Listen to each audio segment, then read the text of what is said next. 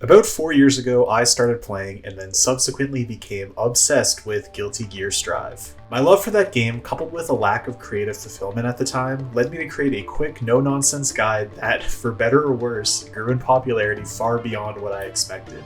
I never truly envisioned myself as a content creator, but my life has generally slowed down enough, and my love for fighting games is still burning as strong as ever. So I thought now would be a perfect time to revisit a game that is closer to its twilight years than its release, and once again showcase one of my favorite fighting game characters of all time. This is how to play Ramlethal Valentine. I thought we could do some bong rips, play some Soul Calibur. Wrong, Francine.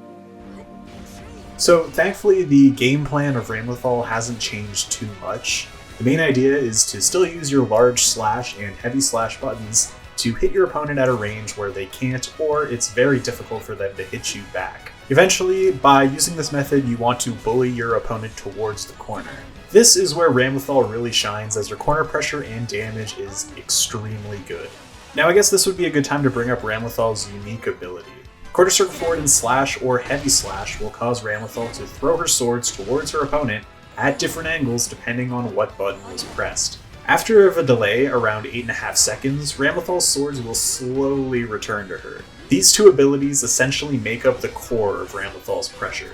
They are extremely difficult and risky to punish, as on any hit will lead to big damage and typically a wall break. An important thing to know about Ramlethal's swords is that after they're thrown and while you're waiting for them to return to you, some of Ramlethal's normals and special moves are weaker in terms of damage and range. When Ramlethal doesn't have her swords, she is much weaker, especially in neutral. Her offense and pressure is basically built around cycling your two swords as best as possible, so you always have at least one available. And that's really all there is to Ramlethal's game plan. You want to use your big buttons to bully your opponent towards the corner, and then throw your swords at them to put them into looping pressure. So now that we got the main game plan out of the way, let's take a closer look at some of Ramlethal's buttons. Standing punch is going to be your fastest button and your go-to for mashing out of pressure. Forward and punch, like most characters in this game, is going to be your best anti-air. Ramlethal has a really good one. It's very fast with a generous hitbox as well. If you find yourself close range against your opponent where you think your sword might be a little bit too risky to throw out, standing and crouching kick are some good options as well.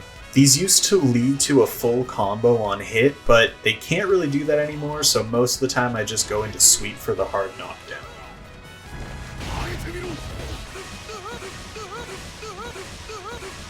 I'll be Ramlethal. the lovable chimney sweep, clean as a whistle, sharp as a thistle, best in all Westminster. Yeah. Shut up, boy. Crouching slash is also a very good button. It has decent range and speed, and it can generally lead to a full combo even mid-screen. It's really good at opening up people who hate blocking low, especially when they're approaching you. Double quarter circle forward and slash is going to be the super you're going to be using about 90% of the time while playing Ramlethal. It's invincible and very easy to spam out on wake up or during pressure. An important thing to note about this super is that its range and damage is actually dependent on you still having your swords equipped, so that's just another reason to be mindful of your swords. DP input and punch is going to be your main launcher for most combos. If you're not sure what the DP input is, it's on the screen right now. And just a little fun fact about this ability, if you do quarter circle forward and punch instead of the DP input and punch, most of the time you're going to get this come out anyways. I most of the time just do quarter circle forward and punch and not the DP input, so if you're struggling to do the DP input, try doing that. Quarter circle back and punch is a multi-hitting move that is generally used as combo filler, but it's also a really good way to carry your opponent across the screen. Quarter circle back and kick is an advancing flip. You can do this on the ground or in the air. The grounded version is mostly used in pressure sequences or combos. The aerial version can be used to gain space on your opponent. Quarter circle forward and kick spawns a rock that knocks your opponent towards you. This is mostly used after far slash and heavy slash to continue pressure. Quarter circle back and heavy slash is generally going to be used as a combo ender because it's very, very slow and very, very punishable on block. And that's it. Now you know all the tools to start playing Ramlethal online.